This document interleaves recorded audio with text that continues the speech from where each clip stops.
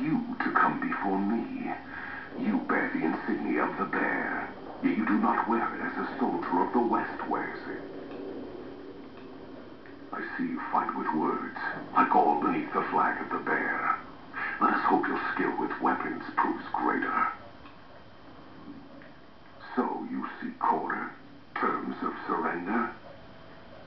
Our roads into NCR are hung with the bodies of those who attempted to negotiate with us. Save your speeches. We will take Hoover Dam and move forward until our feet crush the setting sun beneath them. Hoover Dam has never seen the mass strength of the East. Only legates such as Graham, who deserve the fire Kaiser blessed him with. Now I am here, and make markers of your people as the Legion carves its way west. You speak in circles. What of the East? I am the East, and I will prove it this day. The victory here shall be swift. Our forces shall take the dam, secure it, then build a road west on the bodies of the NCR. The East will hold.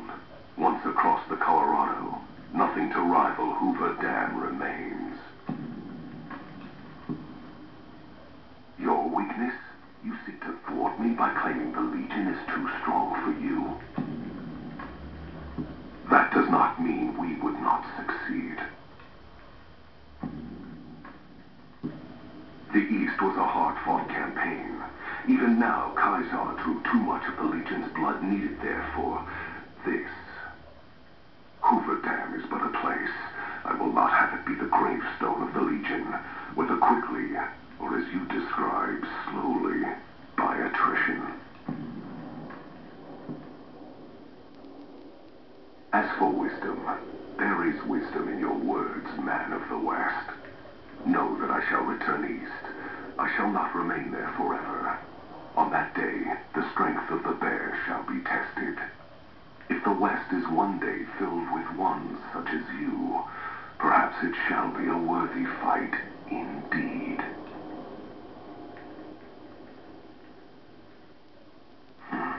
My coming would have saved you, set your people free in ways they cannot see. War would have tested them, broken the weak with its violence, yet allowing the strong to arise. Violence gave you that strength, awakened you. I can see it upon your face, where 2 bullets left their mark. Perhaps it is unfortunate Wolpex was not here to hear your words. Something tells me you would prove more than his match. Until the day when our armies meet again, NCR, I shall wait for you.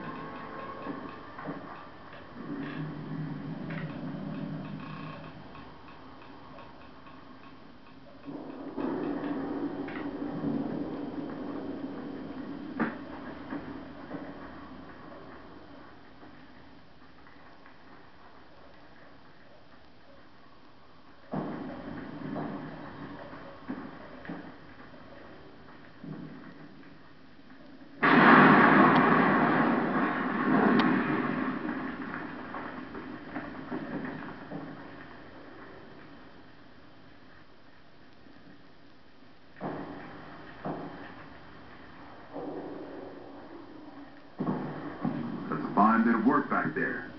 Truth told, I'm surprised you made it out of there in one piece. You and the dam. I'm impressed to say the least, and that's no easy thing. You've secured NCR's future. The administration sends its thanks for what it's worth. And we're glad to have you. And whether you're a soldier of the Republic or not, you're it in my eyes. Sometimes the Republic gets lost along the way while it's trying to follow its instincts. But when soldiers like you come along, it helps them get back on track and does it by example. And what you've done here today, that's going to keep us going for a while. Can't keep the courier spirit down, eh? Fair enough. We'll clean up here. Kind of curious how this is going to pan out in the long run, but I guess history will tell us in its own sweet time.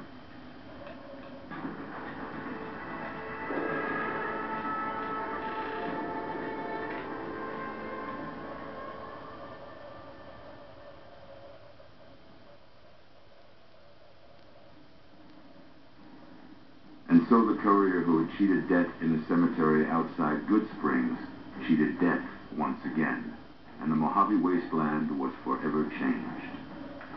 The new California Republic celebrated its second victory at Hoover Dam, establishing definitive control over the entire Mojave Wasteland. Soon after, they negotiated terms to annex the Strip, Freeside, and many surrounding communities. The Mojave Wasteland, at long last, had entirely fallen under the NCR's banner. The courier, fair and even-handed in his dealings throughout the wasteland, was honored by the NCR for his support of the military at Hoover Dam. He was presented with the Golden Branch, the highest civilian decoration given by the Republic. With the help of the gunrunners, the Boomers developed a healthy trading relationship with the NCR. Eventually, the Boomers began wandering out into the wasteland, while still preventing outsiders from entering Nellis. The Brotherhood and the NCR in the Mojave Wasteland declared an official truce, despite continued hostilities between the two in the West.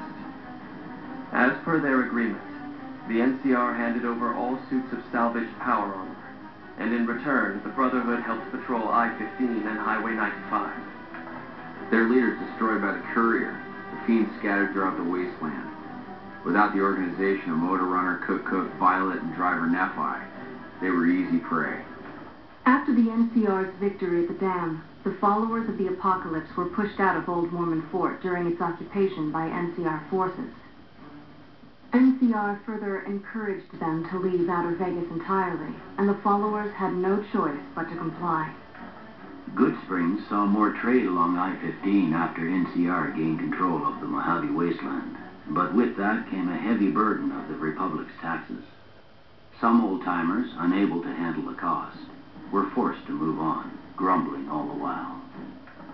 During the Battle of Hoover Dam, the Great Khans quickly evacuated Red Rock Canyon and headed north and east into the plains of Wyoming. There, they reconnected with the followers of the Apocalypse and rebuilt their strength. Bolstered by ancient knowledge of governance, economics, and transportation, they carved a mighty empire out of the ruins of the Northwest. After the NCR victory at Hoover Dam, the temporary truce between them and the Kings blossomed into a full-scale relief effort for the people. While the NCR made repeated entreaties that Freeside join the Republic, the Kings steadfastly maintained their independence. Though Novak was a low-priority target for the Legion, many of Novak's citizens died in its defense.